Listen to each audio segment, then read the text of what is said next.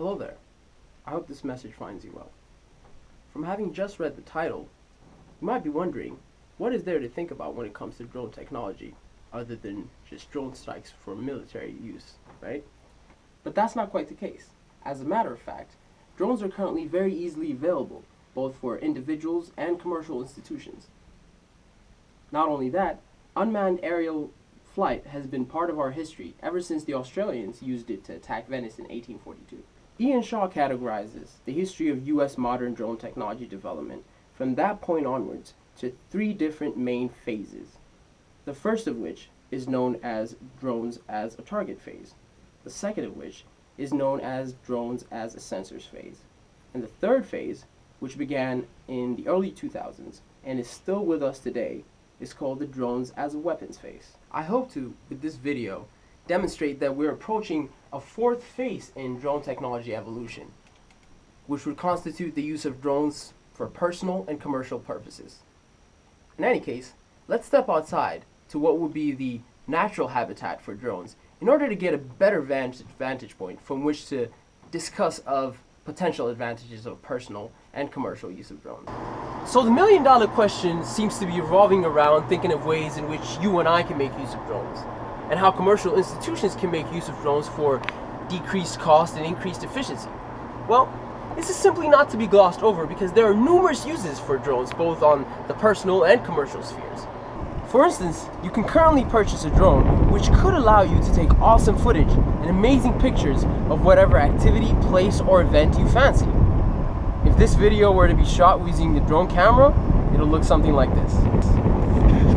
I bet it looks amazing, wouldn't you agree? Also, did you know that you could use drones to help you move light loads around the corner in your residence and help you see what you normally wouldn't be able to or would find very difficult to accomplish? That's right, you can. You don't even have to be walking to be making use of drones. You can enjoy its benefits while you're driving as well. On the commercial level, several companies have already tested out drone technology usage, namely Amazon, Domino's, and others who are directly involved in delivering products and services to their customers' residences. September was a huge turn around the corner for commercial drone usage because the FAA, for the first time, actually allowed 6 movie companies to use drones for their filming purposes. Additionally, drones can be used for a lot of civil and state uses, such as search and rescue missions, environmental conservation, crime reduction, and so on. And so if drones have the potential to be this useful to us then, why aren't they common enough? What's the problem with you and I using drones? And why haven't the commercial institutions that we interact with using drones to decrease cost, increase efficiency, and overall provide us with the same products and services for lower prices? Answering this question might be a bit heavy and covers a lot of complex issues currently at play. Simply put, however, we just don't have any laws to govern these types of drone usage. And so, a large amount of awareness is necessary if we are to move on with the matter. And we all have a role to play for that. The current legislative issues that are being faced by drone technology can mainly be divided into 2 different arenas of drone use, namely commercial and personal use of drones. With regards to commercial use of drones, they're currently banned by the FAA with a couple of exceptions made in the past year. Federal Aviation Administration, which is the federal government that is in charge of aviation legislation, was actually tasked by Congress in 2013 to come up with official laws that treat commercial use of drones, with a deadline set at 2015.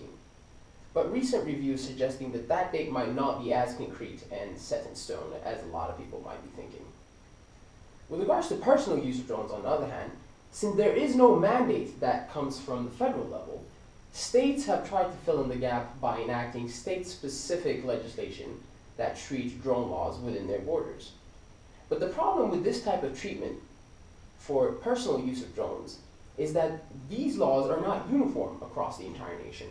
And so that renders things a little bit problematic as people move around and try to use drones in different states.